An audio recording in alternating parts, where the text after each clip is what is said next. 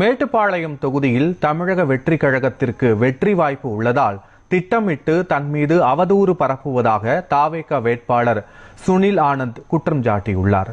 கோவை மாவட்டம் மேட்டுப்பாளையம் சட்டமன்ற தொகுதி வேட்பாளரான சுனில் ஆனந்த் மீது பாலசுப்ரமணியம் என்பவர் புகார் ஒன்றை அளித்தார். அதில் கடந்த 3 ஆண்டுகளுக்கு முன்பு கட்டிட வேலைகளில் ஒன்றாக இன்டீரியர் ஒர்க் ஒன்றை பாலசுப்ரமணியத்திற்கு சுனில் ஆனந்த் கொடுத்ததாகவும் அதனை செய்த பிறகு அதற்கு உண்டான தொகையை அவர் கொடுக்கவில்லை எனவும் தெரிவிக்கப்பட்டு இருந்தது.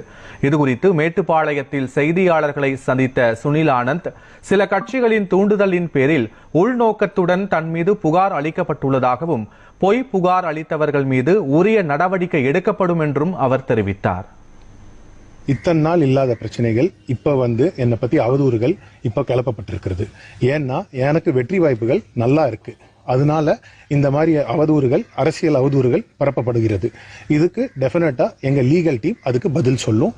எல்லா பத்திரிகைகளுக்கும் அதை பத்தி நாங்க ஒரு நோட்டீஸா கொடுத்துருவோம். கட்சிகள் எங்களுக்கு ஆப்போசிட்டா நிக்கிற கட்சிகள் தான் இதை பரப்புது. அது திமுகவா இருக்கலாம், இல்லைன்னா அண்ணா திமுகவா இருக்கலாம். சார், அது நாங்கள் லீகலாக அதுக்கான என்ன இதோ அதை நாங்கள் கொடுத்துருவோங்க. நோட்டீஸை நாங்கள் சர்வ் பண்ணுவோம் அதுக்கு. ஏன்னா அதுக்கான அத்தனை எவிடன்ஸும் எங்ககிட்ட இருக்கு.